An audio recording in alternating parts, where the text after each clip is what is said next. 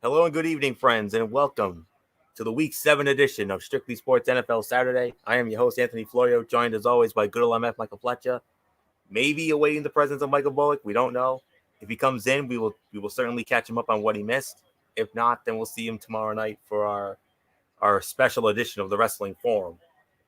And and that's one of the reasons why we started a little late this evening. We usually start at 10:30, but I asked to start a little later this evening because of the Impact Wrestling Bound for Glory pay-per-view, which just went off the air a few minutes ago.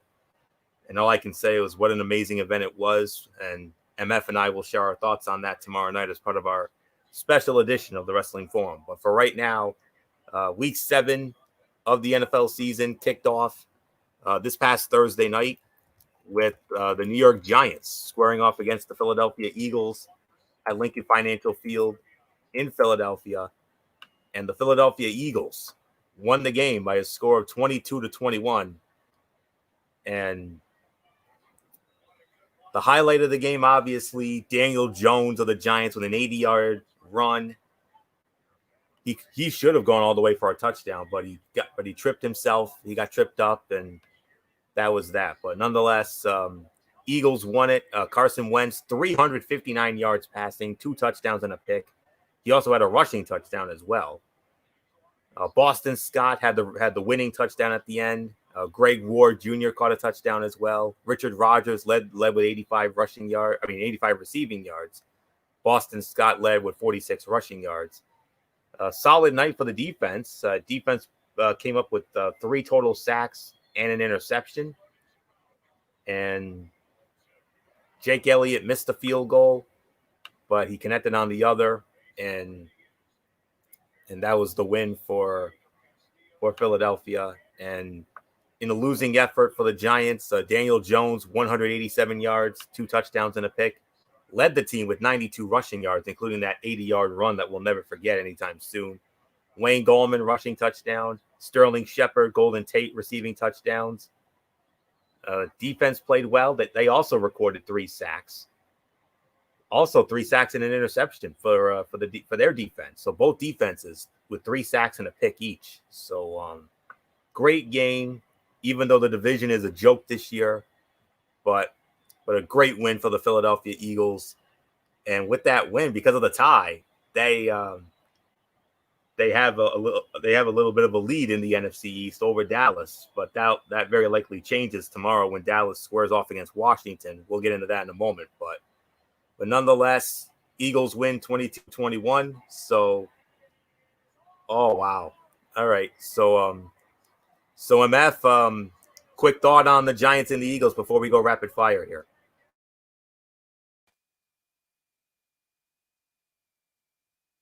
Sorry. That was an excellent game, no doubt about it. It was a back and forth battle, no doubt about it. I know everybody's talking about the Daniel Jones miscue, which he came dangerously close from getting the touchdown, but you got to say that it didn't really matter because they still got the touchdown at the end of the drive. If they would have came up with nothing, that would have been it. But they would have crushed them. But no, they did what they had to do. They got the job done. Philly came back. They were down 11 points, came back to win it. Big win for them, no doubt about it. And yeah, this was a great game for them. So Philly wins a big one. Anthony, it's time to go rapid fire. Let's go. All right. And our first game of the week for the Sunday slate, it'll feature the Detroit Lions squaring off against the Atlanta Falcons from Mercedes-Benz Stadium in Atlanta. Chris Myers, Brock Huard, Greg Jennings, and Jennifer Hale, they will have the call for that one. And Atlanta opening up as a 2-point favorite. Detroit leads the all-time series 24-13. They last met 3 years ago in Detroit. Atlanta won 30-26. Last game they officially played in Atlanta was in 2008. I mean, it might have been 2014, and when they played in London, I think Atlanta might have been the home team, but Detroit won that one 22-21. Last home Atlanta game officially was in 08. Atlanta won 34-21. Lions' last win in Atlanta was 2004. So there's that. So So let's get into Detroit and Atlanta as we kick off week number 7. I'll crunch the numbers and we'll go from there. So and of course, one thing that definitely is a big problem here, slowness and automatic refreshes. But we're gonna try the best to get through it. So here you go. Which Todd Gurley will the Falcons get this weekend? The Week 5 version, when he had 121 yards and a touchdown on 14 carries against Carolina, or last week when he averaged 2.4 yards a carry against Minnesota? The Lions are allowing 145 rushing yards a game, 4th most in the league. According to ESPN Stats and Information Research, that's the team's most since they allowed 172.1 back in their infamous, we all remember the year where they went winless, which was, I believe, in 2008. Yeah, that was 2008. But bold prediction in a game between two teams that have spent most of the season losing fourth quarter leads. Both squads will end up doing it again with wild swings during the final 15 minutes and a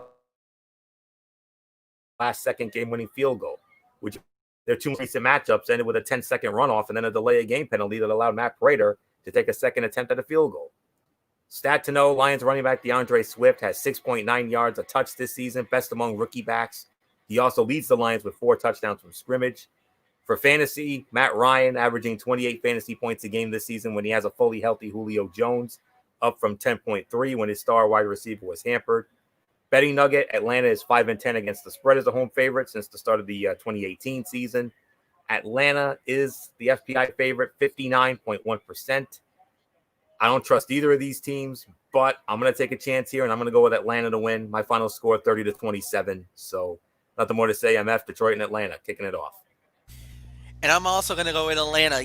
Like I said, I think everything changed last week when Atlanta finally got rid of their head coach. And you noticed, you saw the fire, you saw the passion, you saw it was a lot different. This was a different Atlanta Falcons team. Normally when when a team gets let go or when they let go of their coach, they play inspired football. They play more better. They play more cohesive. And I think that's exactly what we saw. So, yeah, I think Atlanta is going to continue. They're going to ride that wave, and I believe it will be 2 in a row for the Atlanta Falcons. I think they'll win this game. So, I got nothing more to say. Anthony, it's yours. Yep, it's mine. Grandpapa.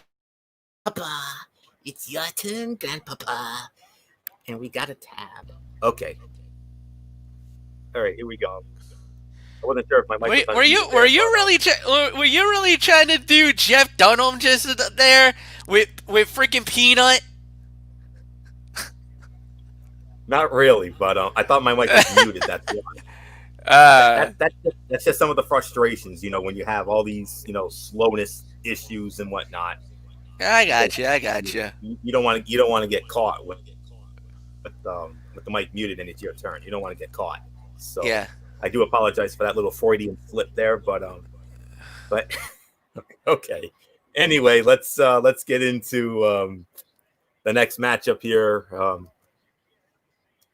It's because with the live broadcast, everything happens. So all right, Cleveland Browns squaring off against the Cincinnati Bengals. That is our next matchup here, and I know for a fact this is already the second meeting. I already know that for a fact. I already know they met earlier this year. I believe Cleveland won easily first time around. It was back in week number 2, if I recall correctly. Oh yeah, that's right. That was the Thursday night game. That's right. And yep, that was our zone game of the weekend. It ended up entertaining the hell out of us. A lot we better. Didn't think that was going to be any good, but still. Yep. But, the Cincinnati Bengals, they picked up the win in that one. High-scoring affair. I think it was 35-30, if I recall correctly.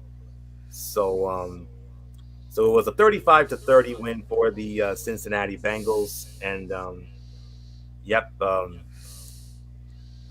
we're stuck. We're stuck, boy. We're stuck. So, all right, now we're moving. So, but anyways, it increased the lead in the all-time series, and this game will be over on CBS there, and oh man, Dodgers flexing some muscle. Oh no, actually that was the Rays. Tie game. Yeah, this has been a wild night between this and Bound for Glory. I mean, especially with how it ended. I mean, man, I think I'm at an all-time high, especially after how Bound for Glory went off the air this evening, and rightfully so.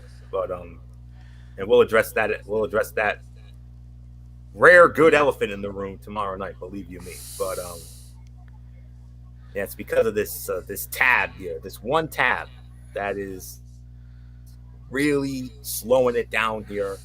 It's causing major problems here, being a noggin diva. So is that a tab that you need? Is that a tab that you actually need, Florio? Is it for your like commentary crews, or is that like no, not the commentary crews? It's one for, because we're gonna have a few. I think we have a few games on the schedule this week that are second time matchups, and I just want to make sure I have the right winner from the first time. So yeah, I should not have pulled it up for this one. I mean, I already knew Cincinnati won. Just took a while to get to me, but yeah. All right, trying to get rid of it now. All right, we got rid of it. So all right, but these two teams, as we all know, met in week number 2. It was the season premiere of Thursday Night Football on the NFL Network, and it was only on the NFL Network before Fox jumped in some time ago. But the Cincinnati Bengals defeated the Cleveland Browns by the Cleveland Browns defeated the Cincinnati Bengals by a score of 35-30 in a far more entertaining game than we all initially thought. We thought that was going to suck. It was the zombie. All right, Cincinnati leads the all-time series 51-42. Both teams split last year. Both teams won at home. Cleveland's last win in Cincinnati was 2018. That was 35-20. Cincinnati won at home last year against the Browns 33-23. And on the call for this game, if I recall correctly, I believe on my announcer sheet I saw Spiro Ditas and Adam Archuleta. I believe they're going to be on the call for this one. And yep, that is indeed the crew. Yep, Spiro Ditas, Adam Archuleta, that is confirmed. So, and the odds are going with the Cleveland Browns, obviously, because we know they're the better team in this regard. 3.5 is the spread. So, MF, I sincerely apologize for all that. No, that's all right. It's all good. I'm not gonna waste too much of your time. I'll say this, Don't worry. and I'm gonna go with the Cleveland Browns, even though I gotta say it. Baker Mayfield is going to have to play a lot better than he did. But then again, you know what? You got to give him a little bit of a pass here, because it was the Steelers. The Steelers are a far more formidable team, even though, look, Joe Burrow's done very well for himself. You know, I think a lot of people are like, oh, he's going to fall flat on his face. He's with a lousy team. Why, you know, it's going to be the curse of the number 1 pick. Well, he's done fairly well. He's done all right for himself. He's got a decent running game with Joe Mixon. He's got some receivers. T. Higgins has been a bigger surprise than anybody else. I think he has really surprised a lot of people. And I think he's going to have an opportunity to really do something special. I'll say this, and forgive me, Cincinnati fans, and I know you're going to shock me. You're probably going to come after me with the tiki torch and pitchforks, but T. Higgins is better than A.J. Green right now. No argument. So, you want to come at me, bro. Yeah. But I'm gonna say Cleveland win. Cleveland should win. They should get the job done. They got a decent running game. Their defense should be all right. They should be a lot better than what they did last week against Pittsburgh. They just got totally ransacked. And hopefully Baker Mayfield turns it around. So, nothing more to say, Florio. It's yours. Yeah, we know what to watch for in this one. The quarterback matchup. Absolutely. I mean, Baker Mayfield and Joe Burrow. I mean, they put on a show on that Thursday night game. There is absolutely no ifs, ands, or buts about that. And there's no reason to believe that they can't do it again. I mean, both threw over 300 yards in that wild week 2 game. That, like I said, surprised the hell out of all of us. But Cleveland last week, oh my goodness, what was that? I mean, they got absolutely destroyed by the Pittsburgh Steelers, and what a damn shame. I mean, we picked that game as our game of the week, and look what ended up happening. It ended up being an absolute dud. I mean, it was a freaking squash. That's what it was. But nonetheless, but I gotta go with Cleveland as well. I think Cleveland is the better team, and I think, they're going to be hopping mad after what happened against the Steelers last week. No question about that. So I'm going to go with the Cleveland Browns to win this game. I'm going to go 30-27. I think Cincinnati's going to put up a fight. No question about it. And that's really all there is to say on that. So I'm just going to move on. So let's just move on to our next matchup, which is the Green Bay Packers squaring off against the Houston Texans from NRG Reliant Stadium in Houston, Texas. We're going to be getting this game on our local Fox affiliate, which is Fox Providence here in Rhode Island. So looking forward to seeing a great quarterback matchup here between Aaron Rodgers and Deshaun Watson. Both can easily light up the scoreboard here. So, there is definitely no doubts about this one whatsoever. And I'm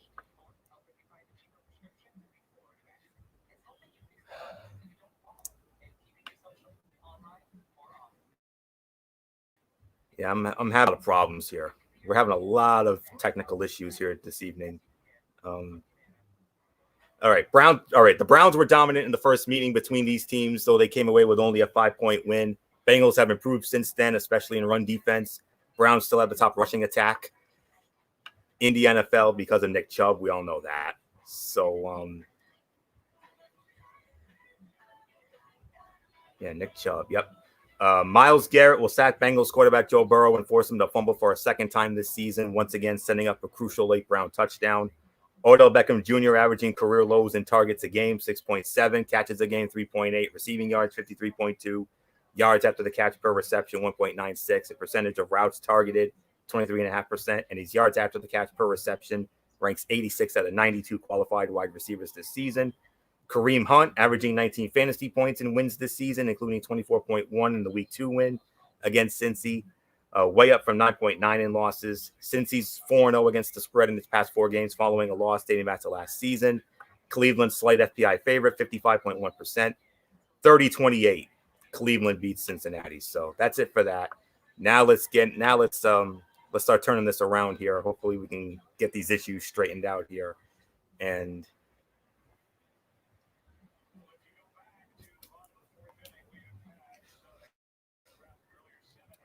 with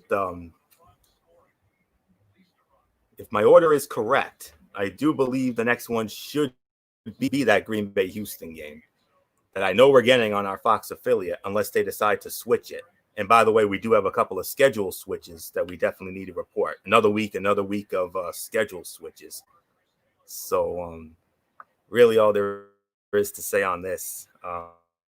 And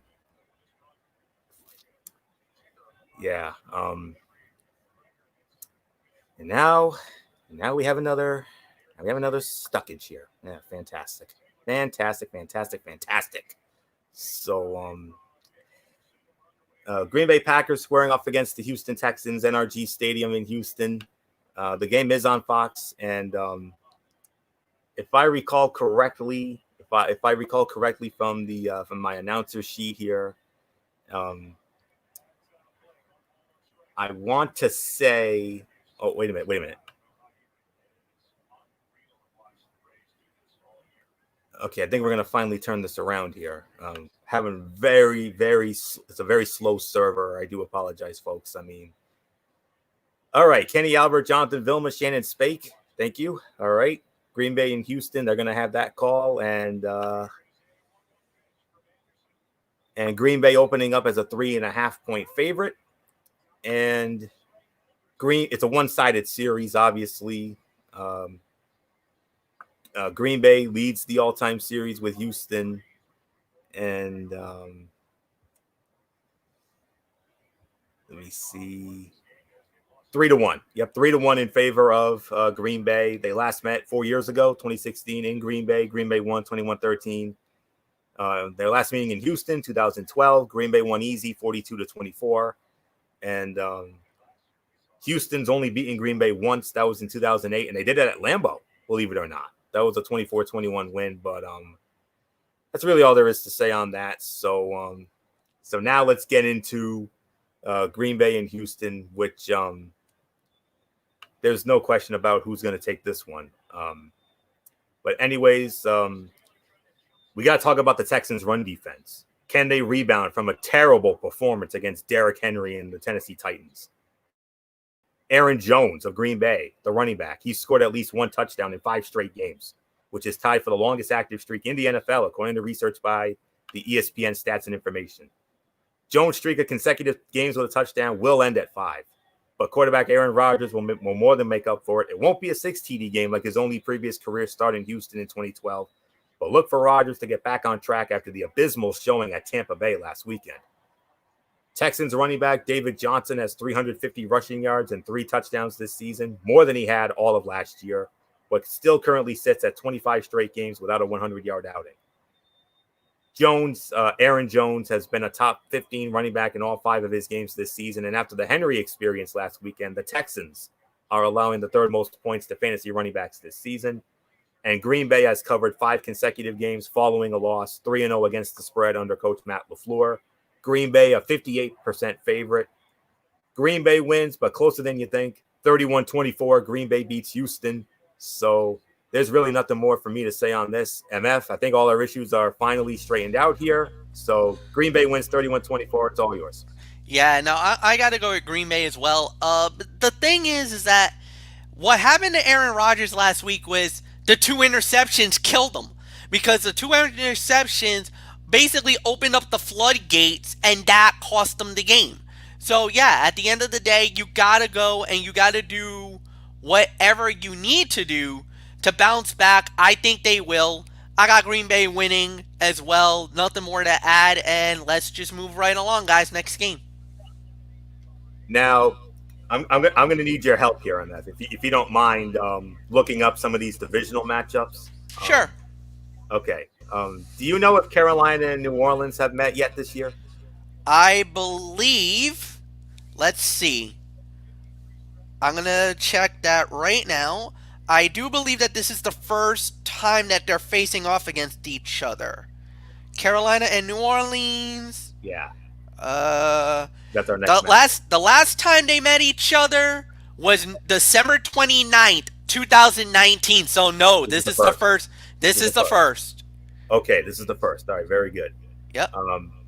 Okay.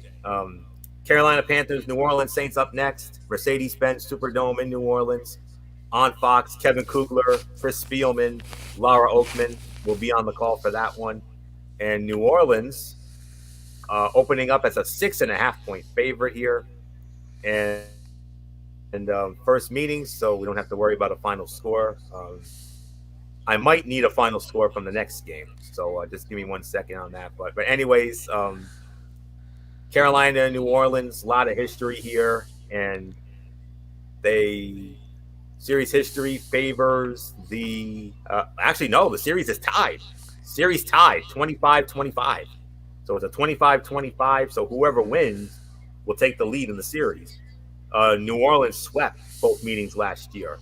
So Saints won in the Dome last year, 34-31. Panthers have not won in the Superdome since 2015, their Super Bowl year. Wild 41-38 final there. So, all right, MF, something's got to give here because, New Orleans, they're starting to struggle a bit, whereas Carolina, they're suddenly coming off really hot now. Yeah, no doubt about it. Carolina, well, they did lose last week to Chicago, so, I mean, they really... But they're playing better, though. Huh? They started off very slowly, but then they lost their first 2. Then they won 3 in a row. and then they came up just short against Chicago. But Carolina's playing much better, and New Orleans, they started out hot, but then they've been struggling a bit. So someone's got to give in this one. Well, I mean, New Orleans have won 2 in a row. I mean, yeah, okay, I'll give you the fact that maybe they should have done a lot more better against the Chargers. Oh, yeah. Because that game ended in an overtime victory. But no, I'm not. Look, this is a divisional matchup. We get that. But the thing is that also there's been issues with COVID. It looks like New Orleans the bug is hitting them now. They just called up two practice squad guys, but to be replacements for guys who tested positive, but it's not affected the team. It was just individuals, so they're fine. They'll be okay. And no, I'm pretty confident that the Saints will be fine. They should get the job done. They should win the game. I got the Saints winning. So Anthony, it's yours. Yeah, it's got to be New Orleans. But we'll get into that in just a moment. As soon as we can. What's been causing the root of our problems this evening has been my lead commentator notes, if you will. I mean, that's what it is. The one my stats and schematics and all that. That's the one that's been causing all the problems. But here we go. I got it under control for the moment. So here we go. What to watch for here? No one expected this veteran Saint team to be just a half game up on a Panthers squad that was overhauled from top to bottom this offseason. So as much as the Saints love seeing their old friend Teddy Bridgewater succeed, they would love to flex their muscles on him by finally, and I mean finally, playing their most complete game of the season. Saints are hoping to reboot after the bye, and it would help greatly if wide receiver Michael Thomas is able to return from ankle and hamstring injuries. He did not practice on Thursday. Bold prediction, Bridgewater throws for more than 350 yards and 4 touchdowns against his old team. Opposing quarterbacks that passed for 3 interceptions against the poorest New Orleans defense, and Bridgewater knows that defense inside and out after spending the past 2 years with them.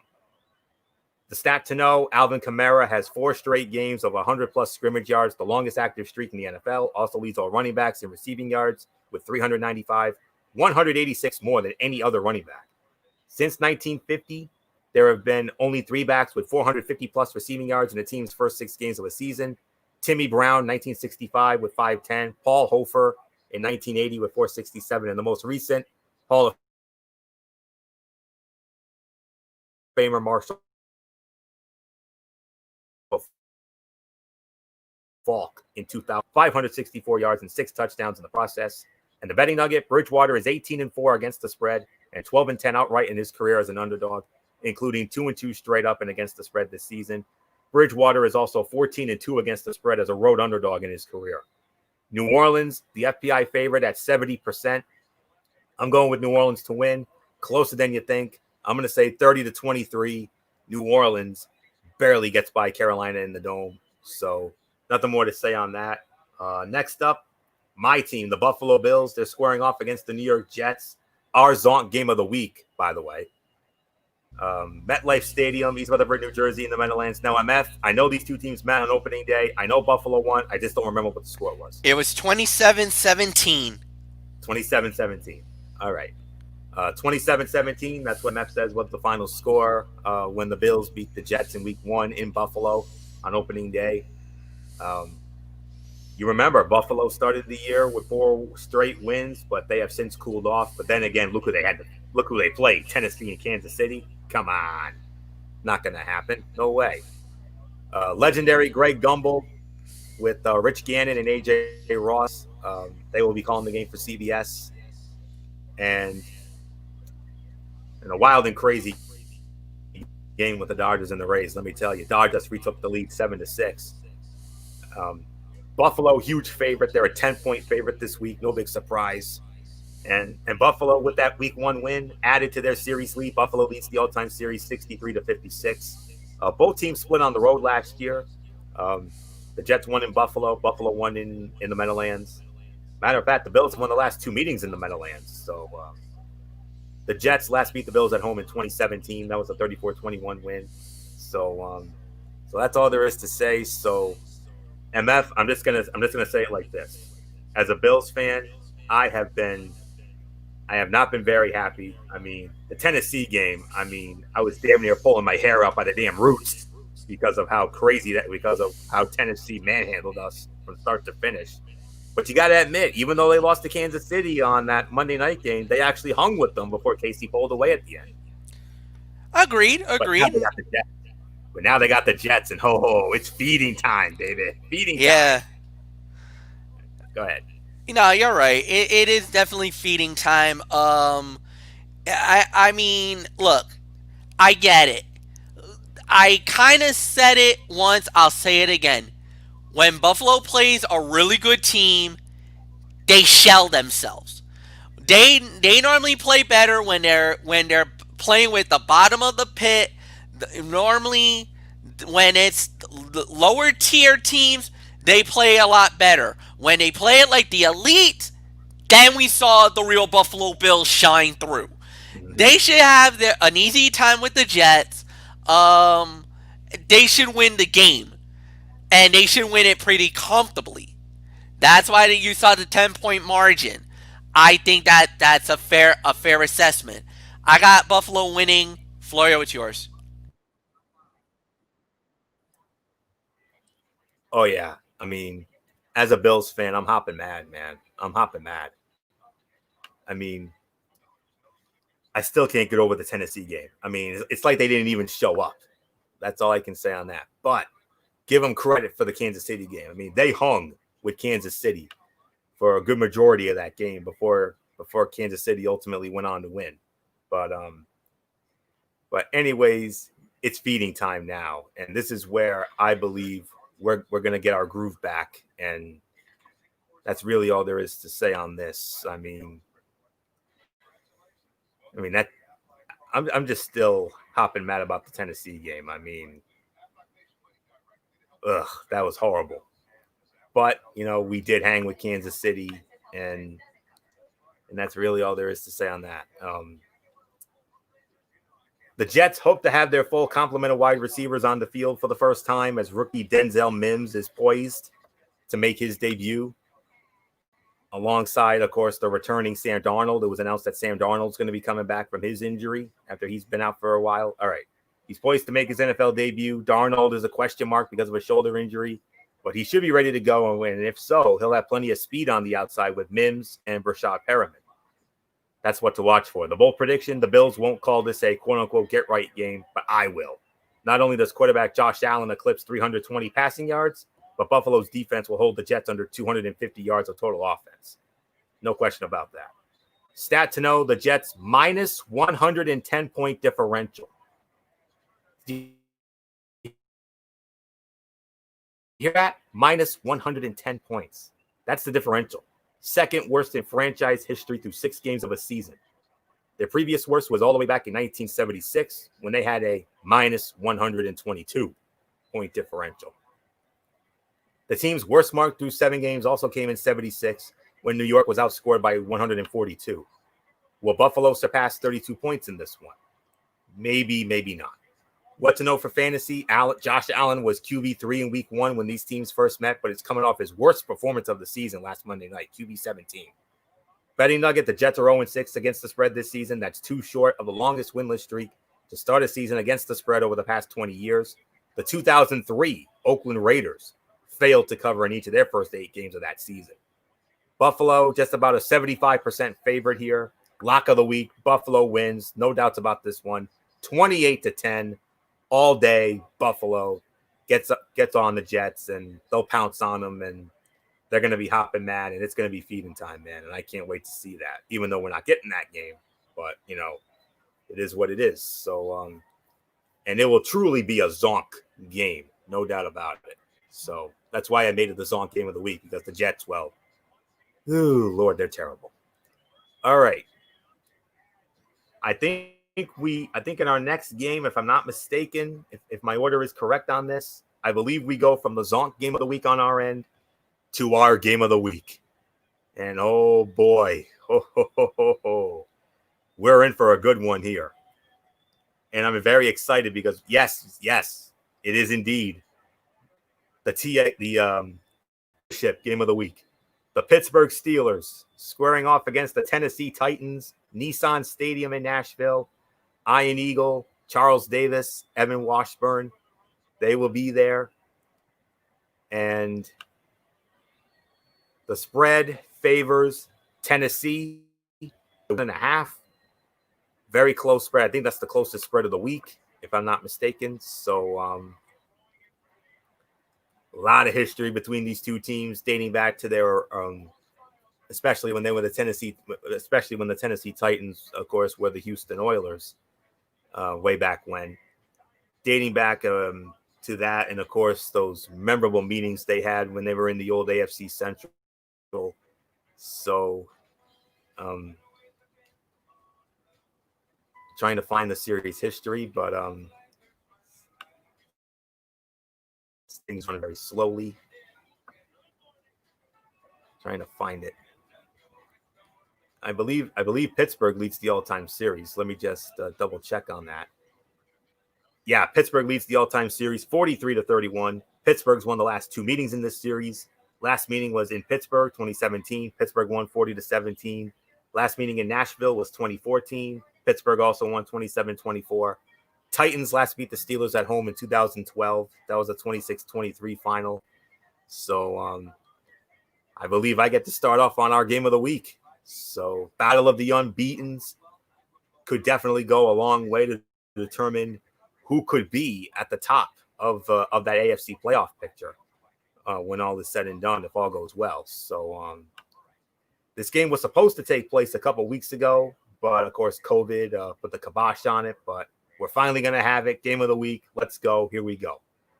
What to watch for? Tennessee running back Derrick Henry's 588 yards on the ground leads all rushers. Steelers run defense second in the NFL, allowing 66 yards a game, despite rarely loading the box to stop the run. Tennessee's play-action passing game has produced big plays this season, so the difference will come down to how well quarterback Ryan Tannehill can keep the Titan offense on schedule against a Pittsburgh defense blitzing 60% of the time when teams use play-action against it.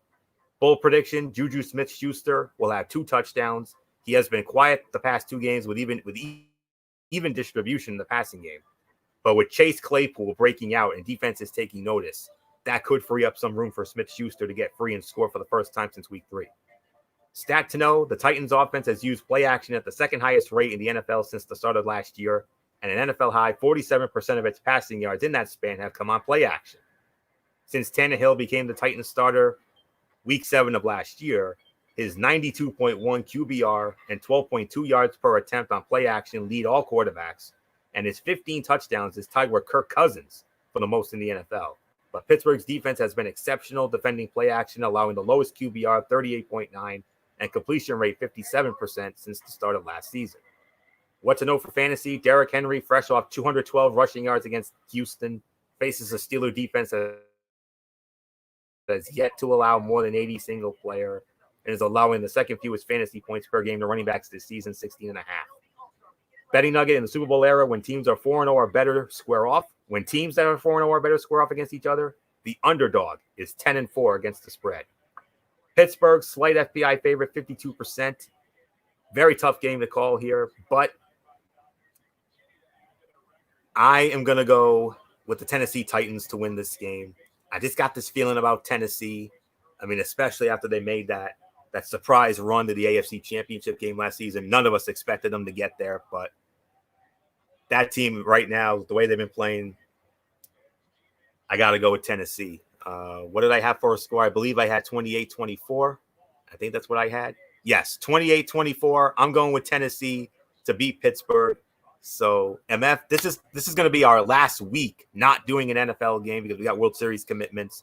We come back next week and we get a biggie when we come back. I'll get into that in a moment. But MF, even though it's not our game, let's go about it like it is our game, like we always do. The Phil Sims to my Jim Nance. Hello, friends. Well, this is going to be a great game, no doubt about it. The big question is, how is Pittsburgh going to stop Derrick Henry? Can they do it? Henry last week put over 200 yards and 2 touchdowns in the game. Broke a 94-yarder that basically was the backbreaker of the game. Can they handle that kind of pressure? If they do, I think Pittsburgh does win. But you're absolutely right. I think with Ryan Tannehill, he's played so well lately. Had like multiple good games, 300 yards passing. It looks like he's really turning it up. So I think Tennessee will win it. It's gonna be a close game, but Anthony, it's yours. And by the way, MF, when we finally come back after all of our commitments, from the Stanley Cup to the NBA and now the World Series, when we finally get back next week, the scheduling gods, oh boy, did they smile on us big time. How would you like to add another Steelers-Ravens game to our already growing list of those games over the years? Yikes. How many of those have we done over the years? Oh my. Count. Too many to count. Ready to add one more to our ever-growing list of that rivalry? What a game for us to come back to next week. Oh, yeah. So I can't wait. So, all right. I believe we have one more early game left, if I'm not mistaken. So, and I believe it is it's got to be. I believe it's the Dallas Cowboys squaring off against the Washington football team. And as I recall, I don't think they've met yet this year. I think this is their first meeting of the year. Am I right on that, MF? I think I am. First meeting, the last time they faced off was last season, and Dallas crushed them 47-16. That was in December. That was actually the week 17 final game of the regular season.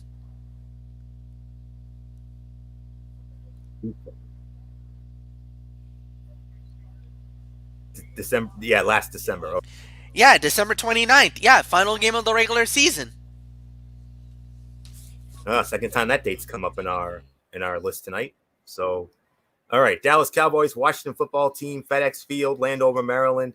Joe Davis sitting in for Kevin Burkhardt, as Kevin Burkhardt will be wrapping up his Major League Baseball playoff commitments. He hosts the pregame show and the postgame show on Fox with those three hunks of humanity: A-Rod, David Ortiz, and Frank Thomas. I mean, and he does a masterful job controlling those guys. But no, Joe Davis will be sitting in. He'll be with Daryl Moose Johnston and the beautiful Pam Oliver in our nation's capital at FedEx Field for another crucial game in the NFC East, or as many of us are calling it this season, the NFC least, because of how bad that division is. I mean, oh my goodness. I mean, it's been a long time since we've seen a division that terrible.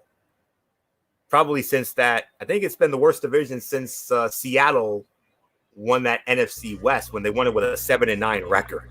Yeah. Oh God, I think it was like 4 or 5 years ago, somewhere in that neighborhood. I know it was like fairly recent. It was like actually, it was a few years. I think it was 2010 actually. Oh, all right. Yep. I think it was 2010 going into 2011. I think that was the year, because that was the year Marshawn Lynch had the most insane run we ever saw. So in that playoff game against New Orleans in Seattle. So yes, it was 2010. No, you're right. It was 2010. Seattle and the Rams were 7-9. The Niners were 6-10, and the Cardinals were 5-11. Oofa. I think we're on pace for that again. I really do. Oh Lord. But that's only if maybe if Dallas wins here. But anyways, Joe Davis with Daryl Moose Johnston and then Pam Oliver, they're on the call, and the spread. Pick 'em. The spread favor. It's a pick 'em spread. It's a pick 'em. Yeah, it started with Dallas, and then now it's gone to a pick 'em.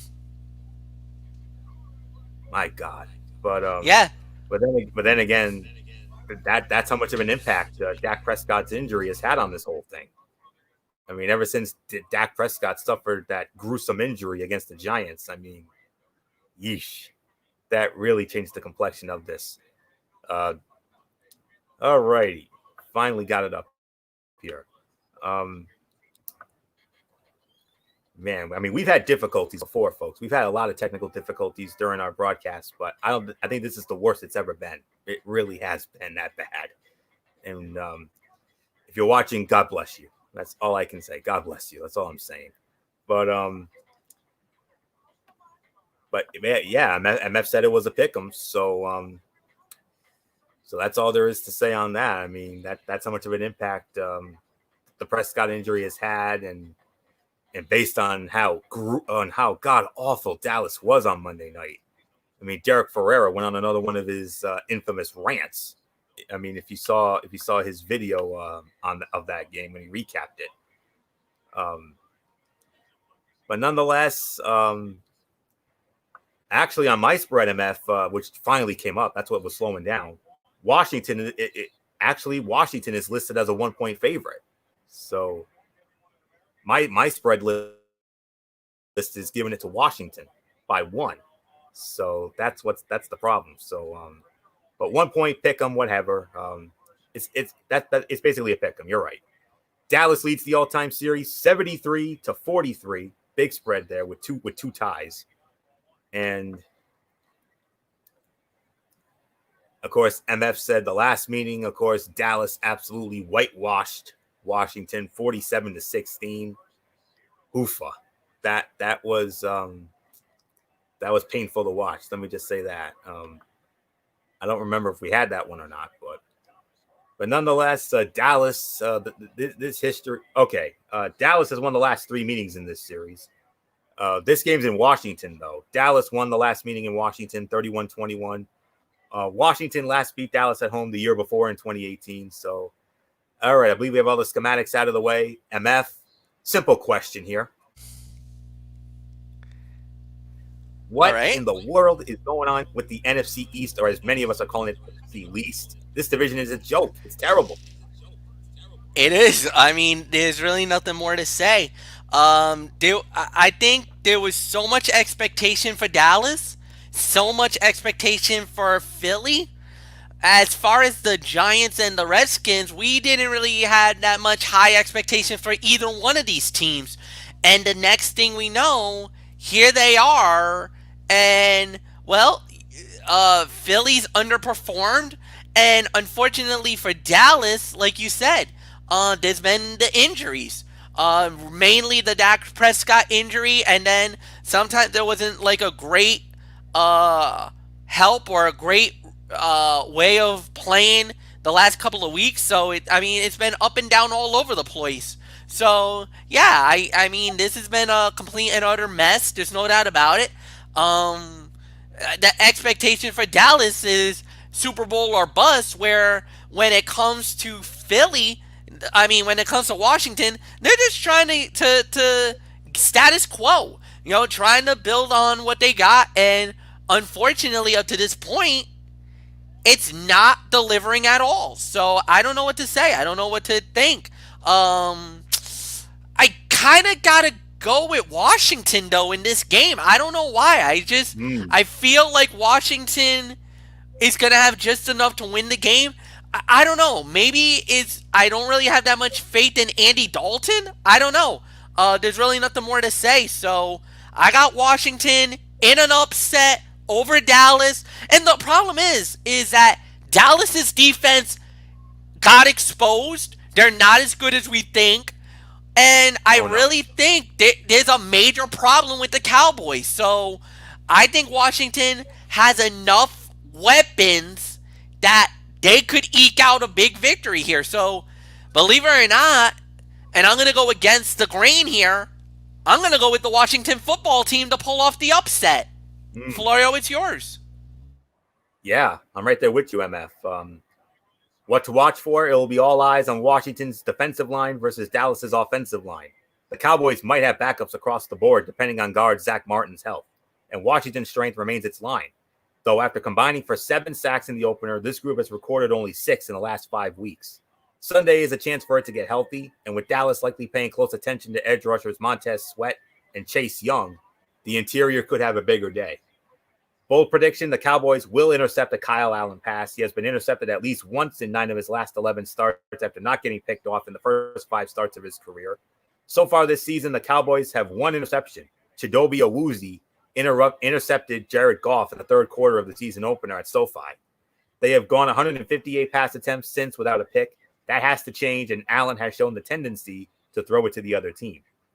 Stat to know, Washington wide receiver Terry McLaurin has 56 targets this season, tied for 5th in the league, and he has accounted for 37% of Washington's receiving yards, the second highest mark in the NFL after Arizona's DeAndre Hopkins. What to know for fantasy, and he has 40%, by the way. What to know for fantasy, very quietly, Washington running back J.D. McKissick has improved his weekly positional rank each week this season, and it was the 12th best running back in week 6. Betting nugget, since the start of 2017, Dallas is 15-4 against the spread against the NFC East. Washington is the FPI favorite, 58.2%. And guess what, MF? I'm actually going to agree with you. I'm going with Washington to win this game as well and really piss off Derek Ferreira. 21-20, Washington knocks off Dallas. So there's really nothing more to say. Now let's get into the late games. And here comes the schedule switch, folks. Here we go. Originally in this spot, it was supposed to be the Seattle Seahawks and the Arizona Cardinals, but no. We've had a switch. It has now been replaced by the Tampa Bay Buccaneers and the Las Vegas Raiders from the beautiful new Allegiant Stadium in Las Vegas. Now, this game, Tampa and Vegas, was supposed to be on Sunday Night Football on NBC, but the Raiders, the latest team to have COVID problems. And it's because of those concerns that the league intervened, and they have decided to push this game to bump this game from Sunday Night Football and put it in this 4:05 slot on Fox. And the Seattle-Arizona game is now Sunday Night Football, and we'll get into that in a little bit. But there's that. There's that little thing we needed to address. So just wanted to address that elephant in the room. So. But anywho, on the call for this one, it'll be, I believe it's Adam Amin's crew who's working this game for Fox. Yes, Adam Amin, Mark Schlereth, and Lindsey Zarniak. Tampa Bay opening up as a 5-point favorite. The Raiders, though, lead the all-time series 7-2. They last met 20 in Tampa. Raiders won 32. The last time the Raiders were the home team, it was in Oakland, 2012. Tampa Bay won 42-32. And the Raiders last beat the Bucs at home in 2004. That was a 30-20 final. So, of course, we know the big news of the week. We'll get into that in just a moment. But here we go. What to watch for? Who exactly will be playing offensive line for the Raiders, whose entire starting O-line is on the COVID-19 list after right tackle Trent Brown tested positive this week? If it's a bunch of backups, pity Raiders quarterback Derek Carr against Tampa Bay, which has the second most sacks in the NFL with 22. Yeah, this has the makings of a familiar disaster for the Raiders. Think back to Super Bowl 37. MF and I remember that one very vividly. MF's last game as our lead commentator. But anyways, bold prediction, Tampa Bay running back Ronald Jones will have 100 yards rushing, and the offense as a whole will score 4 times. Bucs have scored the second most points in the NFL this season and face a Raider defense that has given up 30 or more points in 4 or 5 games, with almost all of Tom Brady's receiving weapons returning to health, most notably Chris Godwin, and of course the recent signing of Antonio Brown, which we'll get into in a moment. These numbers are not too much to ask from this Green Bay defense. Like last weekend, will likely be the real difference maker. Stat to know, the Bucs allow a league low 282 yards a game, have the best pass rush win rate, 55% in the NFL, blitz at the second highest rate, 41%, and give up the fewest rushing yards a game at 64.3. What's to know for fantasy? Bucs wide receiver Mike Evans has a total of 4 catches and 14 yards in the 3 games in which Godwin has been active. Betting nugget, the over is 5-0 in Las Vegas games this season. Tampa Bay, FPI favorite, 56.2%. If it's true about that O-line, Tampa has no trouble here. They'll win handily. I say Tampa will win handily, 48-21. And, oh, by the way, that's the exact same score they beat the Raiders in Super Bowl 37. So that's really all there is to say on this. So nothing more to say. MF, I mean, originally Sunday Night Football, now been bumped to the 4:05 slot on Fox for Seattle and Arizona because of all the COVID issues. But Yep. Tampa Bay statement win over Green Bay. And oh, by the way, they just signed Antonio Brown. Oh my God. Yeah, but whoa, easy there, Romeo, as we would say. Antonio Brown will not be able to play this week. He is available Week 9. next week. Yes, Huh? I believe it's week 9. Week against New 9. Orleans. Yes, When week they 9 leave- against New Orleans. That huge rematch against New Orleans at Raymond James. Yes. Yes, that's when we'll get to see Antonio Brown. But as of now, nope, not yet. Everybody hold. But I still believe Tampa will win the game regardless. Even though, watch out for the Raiders in Vegas. I think we've seen what happens when they play in their new home. They play pretty damn good. So, yeah, I'm with you on that one. I'm going to say Tampa will win, but it ain't going to be easy. Nothing more to say. Florio, it's yours. Nope. Yeah, you're right. And when I talked about the Antonio Brown thing, I was just saying as a whole. I was just wondering what you thought of it as a whole before he starts and whatnot. I was a little surprised. I didn't think he was gonna. I honestly thought he was gonna sign with Seattle because it looked like that was the way he was gonna go. And then when I hear that Tampa's in it, I'm like, wait, Tampa's in it? And believe it or not, I also heard Kansas City got in. They were sniffing around trying to get Antonio Brown. Yeah. Believe it or not. And you're also right about Vegas, too. I mean, you remember their very first game, they beat the New Orleans Saints on that 50th anniversary of Monday Night Football. Yep. And look what they did against Buffalo. They pushed us to they gave us a run for our money and then some. But Yeah, then you Buffalo- were yeah. I was sweating bullets. I was definitely sweating bullets on that one, but thankfully Buffalo prevailed in that one. But if not, we would have been a 500 team. How disappointing would that have been? Oh yeah. But anyways, let's get into the first of 3 425 games. Now I've been back and forth about the number 2 and number 3 games on our schedule. MF, which sounds more compelling, KC in Denver or San Fran in New England? San Fran, New England, easily.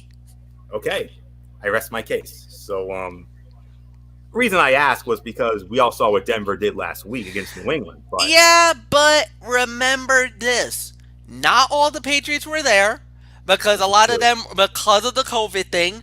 of course, So I kind of felt like New England kind of let one get away. So no, I think New England San Fran is going to be the better matchup. agreed. So, but let's get into the 425 games here. Kansas City and Denver. Is this their first meeting, MF, or is this their second? I believe this is their first of the year because I don't remember think so. seeing. I don't remember seeing them. Nope, first of the year. Last year they faced off last year on December 15th, and Kansas City mauled them 23-3. That sounds about right. Anyways, the first of our 425 games, all on our side of the ledger, by the way. We got the Kansas City Chiefs squaring off against the Denver Broncos. Sports Authority Field at Mile High in Denver. Kevin Harlan with Jay Feely and Melanie Collins. They will be on the call for that one. And Kansas City, Kansas City's going to be opening up as the favorite here. 8-point favorite. 7 to 8. 7 to 8. Yep. You have 8. I have 7 on my end. But Yep. But it's a touchdown spread. It's a touchdown spread for Kansas City, rightfully so. Kansas City leads the all-time series 65-54, and this rivalry has been one-sided for the last. Kansas City has beaten Denver 9 straight times. Kansas City has beaten Denver 9 consecutive times. The Broncos have not beaten the Chiefs at home since 2014. I believe that was their Super Bowl year, 24-17. But since then, since 2015, Kansas City has won in Denver each and every time. So there's really nothing more to say on this. So MF, as we start this one off with you here, Kansas City and Denver. I mean, Kansas City, they recovered nicely from that loss. They took it out on Buffalo like we all knew they would. But Denver, I mean, that defense. But then again, you said it. New England had all those COVID issues, and that's why Denver was able to steal one in Foxborough. And not only that, but Denver also had 2 weeks to prepare.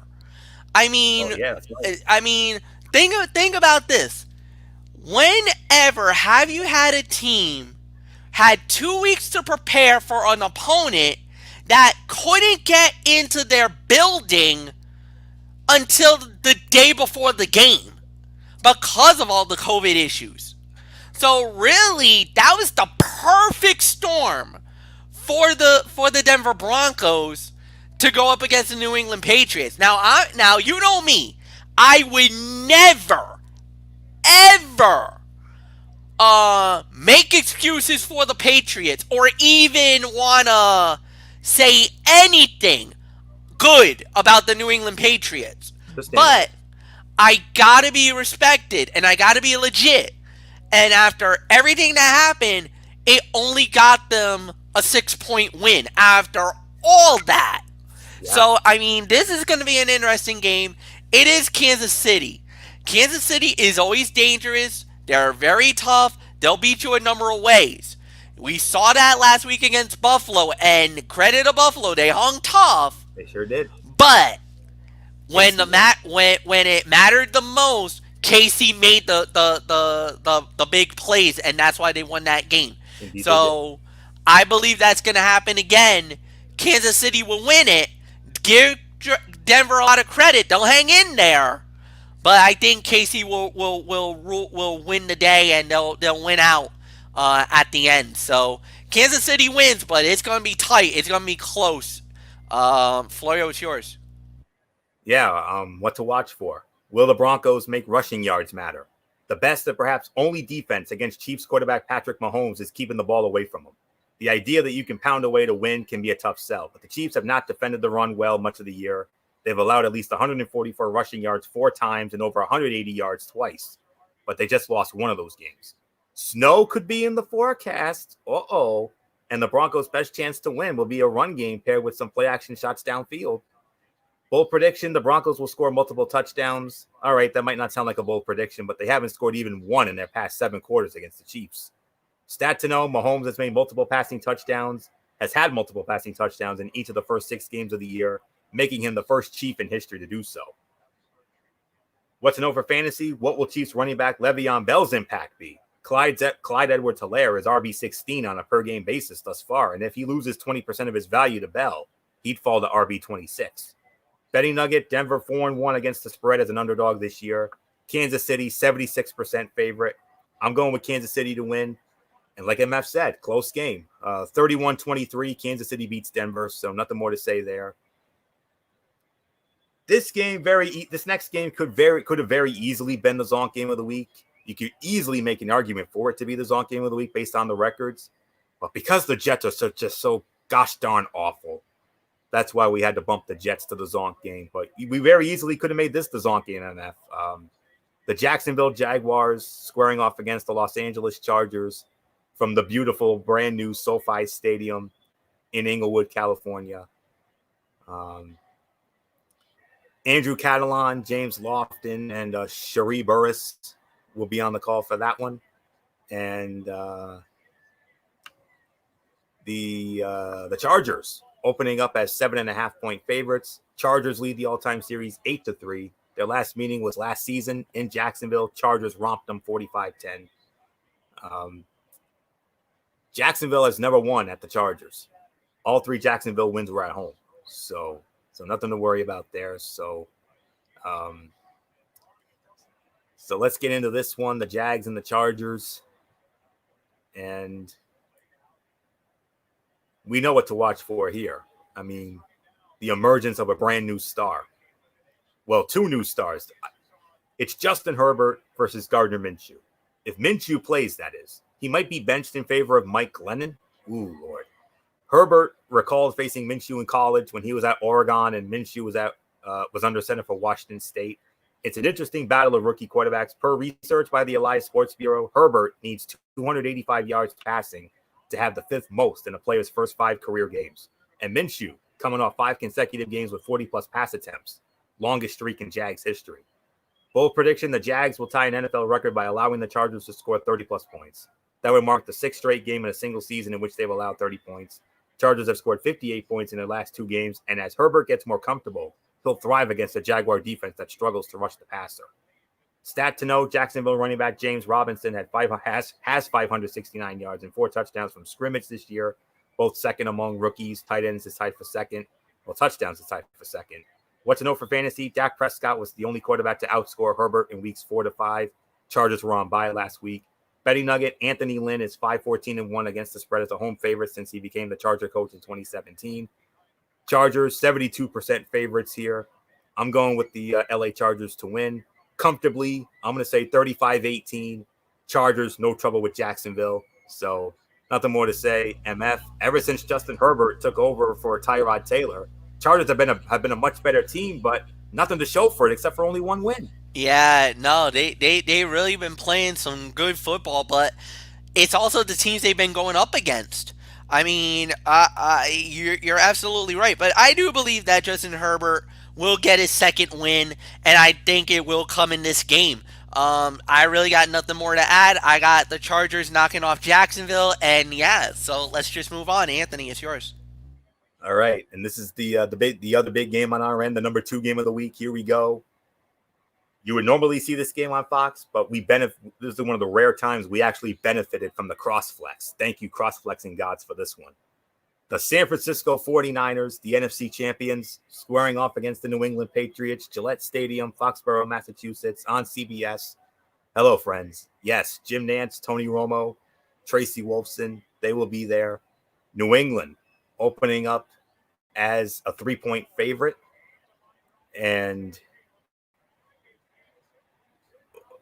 then from there, the series history, it favors the San Francisco 49ers. San Francisco leads the all-time series 8-5. Their last meeting was 2016 in San Francisco. New England won 30-17.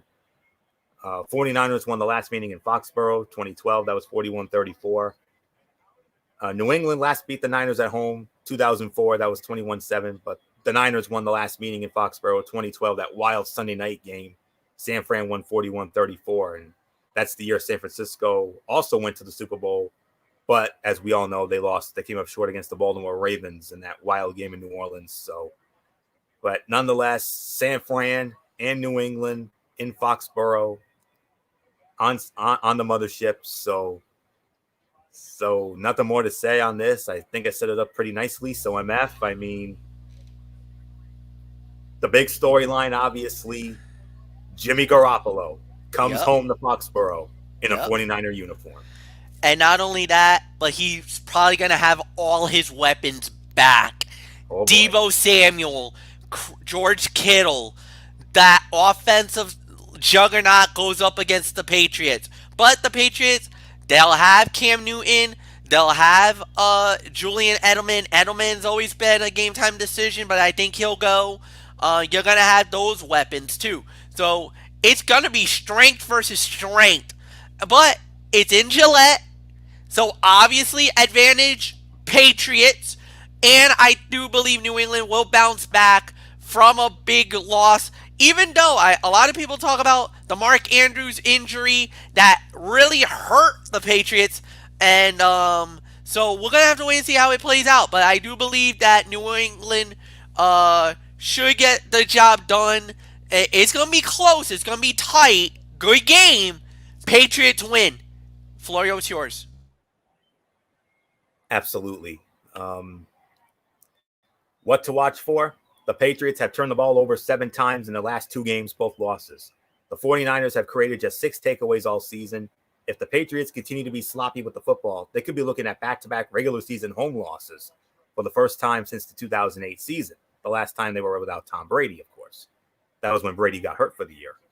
Bold prediction, New England quarterback Cam Newton will rush for 90-plus yards. Believe it or not, Newton has only 4 such games in his career and hasn't hit the 90-yard mark in 3 years, since 2017. But the Niners have struggled to contain mobile quarterbacks, allowing 231 rushing yards to quarterbacks so far this year, most in the NFL. Stat to know, Jimmy Garoppolo averaging 7.4 yards per attempt this season, 18th in the NFL, down from 8.4 last year, which was third. What to know for fantasy? Is Julian Edelman overrated in fantasy? The most recent time the Pats wideout finished as a top 60 wide receiver was week 2. Betting nugget, New England is 41-16 against the spread following a loss since the start of the 03 season and is 52-27 against the spread after a loss under coach Bill Belichick. New England's slight FPI favorite, 50.3%. This is basically a pick 'em, folks. New England wins barely. I say New England wins 24-20. New England barely gets by San Francisco. So there's really nothing more to say on that. Now let's get into our new Sunday Night Football game of the week. Well, Sunday Night Football, rather, on NBC. MF, Seattle and Arizona, have they met yet this year, or is this their second, or is this their first?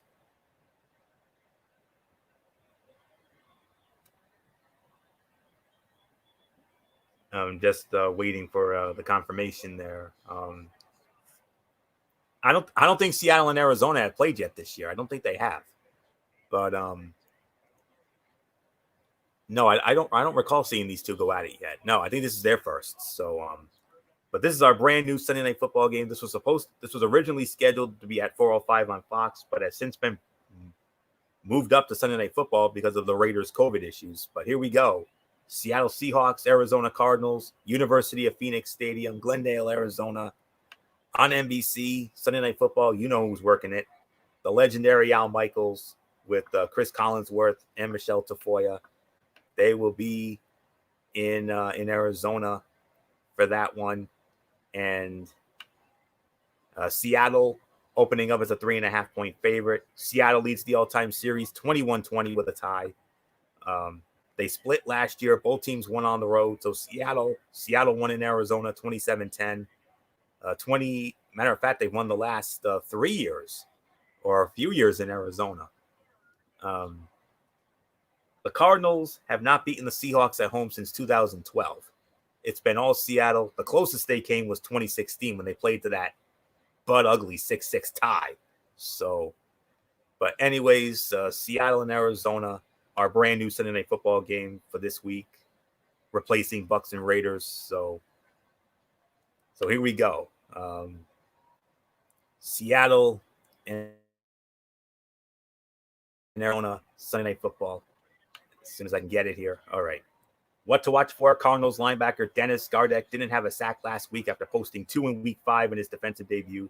Watch for him to be a consistent presence in the Cardinals pass rush and get a sack of Russell Wilson. Bold prediction. Something ridiculous will happen. It usually does when the Seahawks play at State Farm Stadium. There was the inexplicable 6-6 tie in 2016, the Thursday night game in 2017 in which the Legion of Boom came undone with injuries to Richard Sherman and Cam Chancellor, and then the 2018 game in which Earl Thomas flipped the bird as he was carted off. Oh, yeah, it's also where Malcolm Butler picked off Wilson to rip a second straight Super Bowl out of the Seahawks' hands. So what's next? How about Wilson leading another game-winning drive and hitting number 3 tight end Jacob Hollister for the decisive touchdown? Stat to know, Wilson's 19 passing touchdowns are second most for a player through a team's first 5 games in NFL history. He needs 3 to tie the record for the most through a team's first 6 games. Peyton Manning, 22 in 2013. On the other side, Kyler Murray has 5 games this season with a passing TD and a rushing TD, the most by any player through the first 6 games of a season in history. He would be the first player ever with 6 such games through a team's first 7 games of a season. What to know for fantasy? Don't forget how much potential these Seattle wide receivers have. In each of the first 3 weeks this season, both DK Metcalf and Tyler Lockett were top 20 performers at the position. Betting nugget, the Cardinals are the only team to have every game go under this season. FPI goes with Seattle, 58%. It's going to be a high-scoring game. It's going to be a great game, but I think Seattle's going to just find a way to win. I think Seattle ekes this one out by a score of 31-27. Big games from Russell Wilson and Kyler Murray. So nothing more to say. MF, Seattle, Arizona, our new Sunday Night Football game for this week, replacing the Bucks and the Raiders. So, and a heck of a game to have too. This is a good one. They've had some fun games over the years. Oh yeah. I remember the last time they were on a Sunday night, they had a shootout in Seattle. Oh yeah. I think we're in for another shootout in the desert. So I got Seattle winning 31-27. So I have Seattle and Arizona. I mean, what a treat for us to get this out as a Sunday night instead of Bucks and Raiders. Yeah, and props to the NFL for making that matchup. I think this is going to be a good game, no doubt about it. I'm with you, Florio. I think Seattle is going to win the game, so I really got nothing more to add there. Um, it's Monday night, so Florio, it's yours. Yep, final game of the week, Monday Night Football on ESPN. It'll be the Chicago Bears squaring off against the Los Angeles Rams. SoFi, once again, SoFi. So nice. We get to see SoFi twice. How great is that, huh? We love that new stadium. It's going to be awesome. SoFi Stadium will be the site for the Chicago Bears and the Los Angeles Rams. Monday Night Football, ESPN. You know who's working it. Steve Levy, Brian Greasy, Louis Riddick, and Lisa Salters. And wow. Oh, wow. Are you kidding? The Tampa Rays have won it! Are you kidding me? A walk-off! And more Are you importantly, kidding me? the series is tied at 2 games Are you apiece! Are you kidding me? What? What? Oh, my Lord. Can this... Jansen blew the game. What It was a night. base hit that scored the tying run, and then a major miscue in the outfield as the ball gets away, as Echeverria was literally dead to rights. Oh, Was able to scramble home, and the Tampa Rays has tied this World Series at 2 games apiece. Can What you a believe it? What a night. But, man, what a night. What a show. I mean, with all the technical glitches and everything, and now this, and what happened at Bound for Glory tonight. Oh, my goodness, what a night. Banner night, that's all I'm going to say. But, all right, where were we before we were so delightfully interrupted? Chicago, Bears, Los Angeles Rams, Monday Night Football, as I just mentioned. The Rams opening up as a 6-point favorite. Chicago leads the all-time series 53-36 with 3 ties. They met last year in LA at the Coliseum. Rams won 17-7. Bears won at the Rams last in 2015. That was in St. Louis. I'm trying to see if the Bears have ever won in Los Angeles when they were the Los Angeles Rams. I think they have. Yes, 1982. That's the last time, 34-26. So I think I have all the schematics out of the way. So MF, it's been a staple over our broadcast and chats for so many years, whether it was with me and you or me and Bullock or what have you, after what we saw at that wild ending. So that happened. Oh my goodness. How do we focus? I mean, that would have been the most epic screaming Michael Fletcher moment ever. I don't even know how I would even have topped that. But yeah, what a game. 5 stars. Yeah, and I was gonna well, it's gonna be a good game. Monday night has a good matchup, no doubt about it. And I gotta say that going into this, I mean, I don't even know if you could even think about it, but you kind of have to feel like this is going to be, the difference is Chicago's defense versus the Rams' offense. How are they going to go after Jared Goff? How are they going to try to handle the pressure? And then on top of that, if you're the Rams' defense with Aaron Donald, you're going up against Nick Foles. So now you got to kind of figure out how that's going to play out. This is going to be a crazy game. I got to go with the Rams at home. That's the only factor I got to say is that the Rams could win this game. I think it's going to be a tight one. There's really nothing more to add. And Anthony, it is yours. I'm sorry. I'm just trying to. I know. Same way. I think that has to be the wildest. I think that's the wildest ending to a World Series game probably since that Red Sox-Cardinals game when St. Louis had that controversial win. Yes, agreed. When St. Louis won and had all the Red Sox fans in an uproar and not in a good way. But thankfully, they got the happy ending. But anyways, what to watch for? The Rams have defensive tackle Aaron Donald, and the Bears have edge rusher Khalil Mack. Whoa. Khalil Mack against Aaron Donald? Oh, boy. So it should come as no surprise that these teams each boast a stout defense, with the Rams allowing an average of 19 points a game to the Bears' 19.3. However, the Rams have an edge on offense, scoring an average of 4 more points per game than the Bears. Bold prediction, Donald will sack Bears quarterback Nick Foles 3 times. The interior of the Bears' offensive line is suspect, especially after starting left guard James Daniels went on injured reserve with a torn pectoral muscle. Last week, Foles took some big hits because of faulty protection, but managed to get rid of the football. The 31-year-old veteran quarterback will not be as lucky on Monday night versus Donald, who is the league's premier defensive lineman. Stat to know, this is the 5th time in the past 30 years that the Bears have started 5-1 or better. 2012, 2006, 2001, and 1990. They made the playoffs in all but one of those seasons. That was in 2012.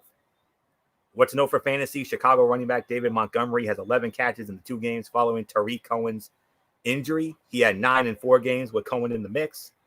Betting nugget, Chicago 4-1, both straight up and against the spread as an underdog this season.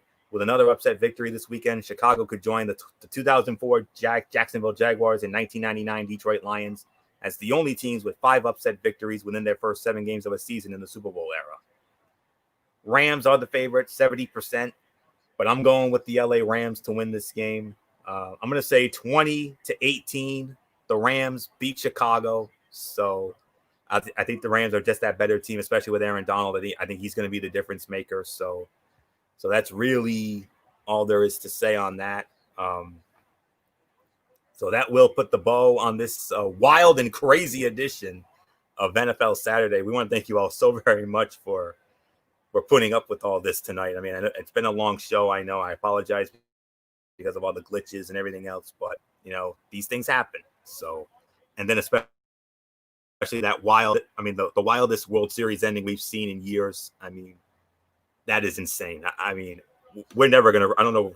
It's going to take a while for us to recover from that madness. Let me tell you. So, but that'll do it for that. So we'll be back with you tomorrow night. Very special edition of the Wrestling Forum. MF and I are going to recap Bound for Glory. Spoiler alert, history was made. That's all I can say on that. History was indeed made in a number of ways. We'll get into that. And we'll also recap Hell in a Cell tomorrow night. Oh, my God. Hell in a Cell on top of all this? Oh, my God. And then from there, Ridiculously Raw Monday night, Impact Wrestling, and 205 Live, along with Monday Night Raw. Wednesday Night Mayhem on top of that, AEW and NXT. Halloween Havoc for NXT, oh, by the way. Shotzi Blackheart running that show. That ought to be fun. College football Thursday. The headliner, obviously, Ohio State and Penn State. Friday, Cerebral Smack Talk. We'll get into that. And then this show next week, NFL Saturday. I mean, well, you can only imagine some of the great matchups we have to look forward to. So many. We're going to have some more great ones to get into next week. We'll have a recap, of course, of Thursday Night Football. With that matchup will be the Atlanta Falcons and the Carolina Panthers. MF and I will have a quick recap of that to start things, and then from there, huge game in the NFC East with the Dallas Cowboys against the Philadelphia Eagles on Sunday Night Football. Steelers Ravens, that's the big one on our end. MF and I cannot wait to put another one of those in our list of that rivalry. Also, other notable games, Minnesota against Green Bay, the Rams against Miami. We'll see if MF's Dolphins can keep their winning ways going. Big game in the AFC East, New England against Buffalo. Sleeper matchup with Las Vegas squaring off against Cleveland. We got New Orleans against Chicago, San Francisco and Seattle, Dallas and Philly, and those are pretty much the standout games for next week. Great matchups to look forward to next week. So that'll do it for that. So until tomorrow night for our special edition of the Wrestling Forum, Anthony Florio here for good old MF Michael Fletcher, and in spirit, Michael Bullock, D.D. Woodson, and always and forever, Derek Ferreira. You know the routine, everybody. Thumbs up. Talk to you later. Yeah, throw it up, Fortune Forest style. Bye for now, my friends. God bless. Be good to each other. Have a blessed Sunday. And until tomorrow night for our special edition of the Wrestling Forum, you've been watching the Week 7 edition of Strictly Sports NFL Saturday right here on the Tone 25 on YouTube and StreamYard.com. For everybody who's been a part of this one, for now, Andy Floyo, so long. And bye, everybody, bye. What a night. What a night. Wow.